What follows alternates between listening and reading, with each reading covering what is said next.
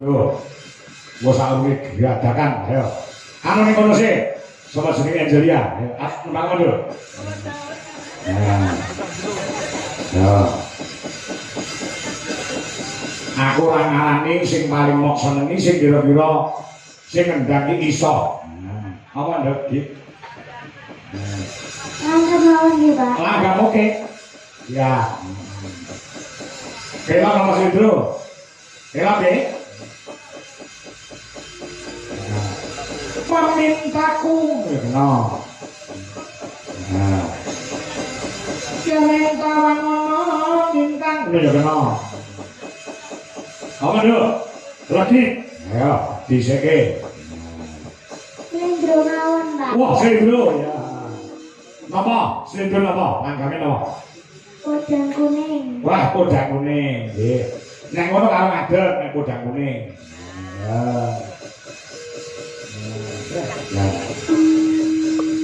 Banggane dadi wong tuane ya terus nek duwe anak-anak sing duwe talenta, sing duwe kebisan. Heeh.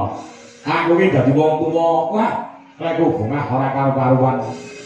Anakku karo anake Ibu Dwi kuwi sing barep kuwi wis mayang utawa wis dalan aketang awan. Iya. Adike wedok sing tatake wis lomba maca pat menang, lomba nari yo menang. Burung sing adika. Lah iya. Makasih ceblok ratus saka wite terus. Lah iya, ya. Ya, di bawahnya mboten nduk cayu. Langsung langgam mawon. Oh, langsung. Oh, nggih. Nah. Ya. Nah. Ini sesuk sampean mlebu sekolah ora, Ki? Besok libur, Pak. Loh, sesuk Kamis. Nggih, gurune gerak jalan, Pak. Gurune. Sik, gerak jalan iki dalam rangka apa? Hari guru, Pak. Oh, sesuk hari guru to? Iya, Pak. Oh, alah biar mlaku radong. Wong aku hari bapak ya ora ngerti. Bojoku ya ora selamat dari bapakmu ya ora. Iya. Ya. Oh, sesuk bener ora ono beneran. Nggih, Pak. Libur, Pak. Siap. Nah, sekolah sing pinter ya, Cayu. Nggih, Pak. Nah, sekolah sing pinter gapela cita-citamu setinggi langit. Angkatan derajat wong tuamu karo kekondanganmu lan kepinteranmu. Padha karo Mbak Yu Muriken Salindri tenang. Nggih, Pak. Wong tuane yo melu kok angkat mergo popularitas sing diraih karo Niken Salindri. Apa sing ora ngerti Mama Wiwin saiki? Iya.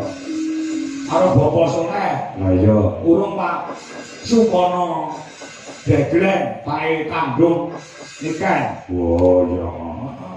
Wah, pancen bapak yo dalan. Oh, bapak ini kan yo dalan. Dalan tur Klaten. Oh, Klaten Jawa Tengah. Oh iya. Jadi Niken Salindri yo telah Klaten. Mula Klaten yo akeh sing kondang. Oh iya. Dalan Mbah Narto Sabdo, ayo saka Klaten, saka Wedi ora kleru.